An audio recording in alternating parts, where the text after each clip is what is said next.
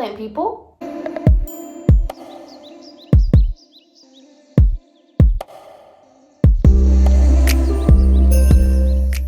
I am back again today with another video. Today's video will actually be a Q&A. So I asked you guys on Instagram to ask me any plant-related questions, and I got a few responses, so that is what I will be discussing. So as you can probably tell, I'm at a different location than my usual. I normally stick to the front of my apartment, which is like my living room kitchen area. But today I'm in the guest bedroom where I have a bearded dragon. So I actually got this bearded dragon 2 days ago.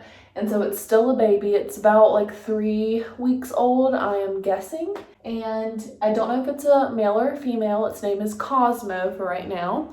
But if it lays eggs, that might change. We're feeding it vegetables, mealworms, crickets. I have some dubia roaches coming in the mail, and those are like its favorite insects out of all of them. You can't really see right now where he is, but he's actually on this little net up here close to his basking light.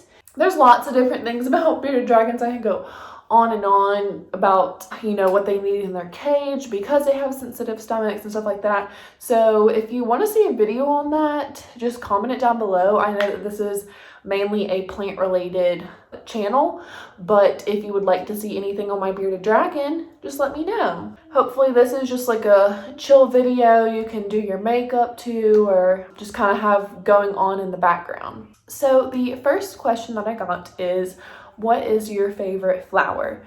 So lots of houseplants do flower, but if I would just stray away from the houseplants and go with like specifically flowers, I would have to say right now it's tulips.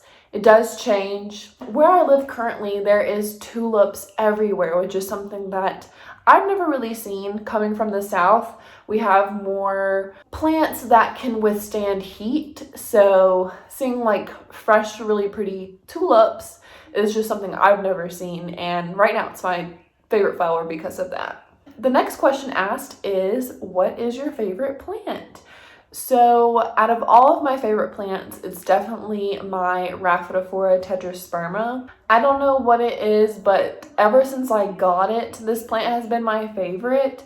I think I just like the way it looks on the moss pole and the fact that it just always is producing a leaf. In my experience, I just bottom water it and literally keep it near a bright window, and it's good. I will mist it along with my other plants that I mist at night, which you don't even have to mist plants. I don't know if I've mentioned that. It only creates humidity for about 10 to 15 minutes, which, is still nice. Like the plant enjoys it, but you would be much better off just having a humidifier near your plants that need that extra moisture. But I tend to mist my plants just because I have that kind of motherly nurturing instinct, and I like to check on them, and misting them is just a good way to do that. It doesn't hurt them, it might not help them the most, but anyways, I am just rambling on.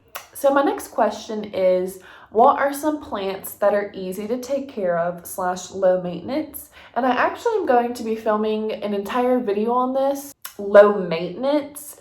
The first thing that pops in my head is a snake plant, just because you can literally water those every month and they're good. You can put them in whatever location. It could be no light, light, some light.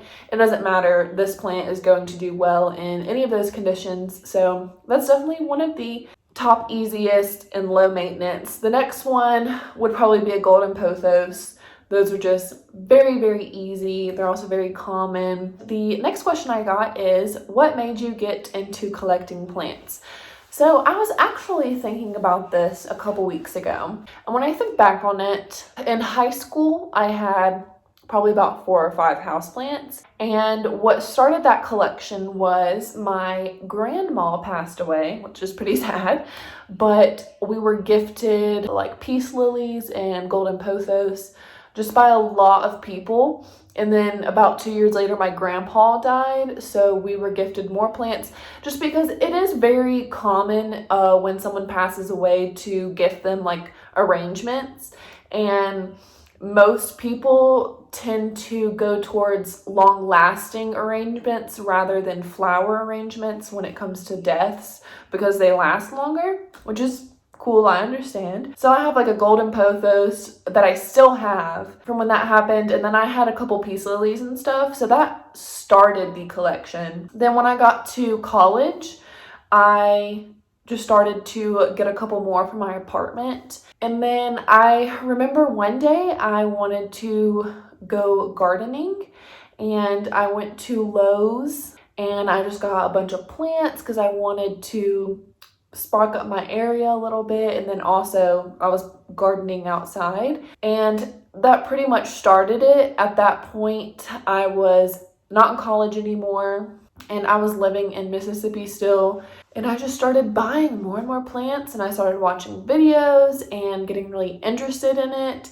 And it just became a really big hobby of mine. I just really enjoyed it. So the next question I got is, what plants are safe for cats? It's much easier to list plants that aren't safe for cats rather than plants that are safe. A couple plants that are not safe for cats would be a spider plant, a sago palm, any type of ivy especially. There's a couple other plants that they should just really stay away from. As far as chewing, it might not necessarily be toxic, but can make them throw up, and that would be philodendrons, ferns like asparagus ferns.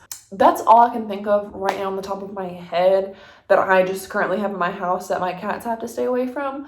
But I should definitely just plan something out and do a whole video on that, since I have lots to say on that topic. My last question that I will be going over today is, what is the most low maintenance plant ever? And I actually said this earlier, and I will say it again, and I will say it forever, and that will be a snake plant, because those things are just very, very, very, very low maintenance, especially the darker varieties. However, moonshine snake plants are also very easy, and those are very like light green. Snake plants in general are just very low maintenance. I definitely recommend it to anyone who's starting off and they are nervous about killing plants, or they've killed plants in the past. Snake plants for sure is an easy route to go, and you'll for sure be satisfied in the end with this plant, because you really can't kill it unless it gets like infested with bugs or something. You cannot kill this plant. So I hope that you guys enjoyed this video. If you liked it, give it a thumbs up, or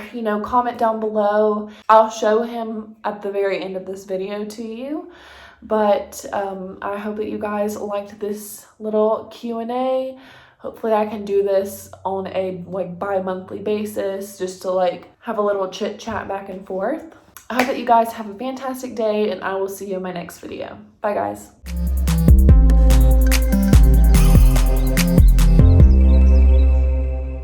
This is a little setup. There's 2 hammocks, a little log, some places for him to hide.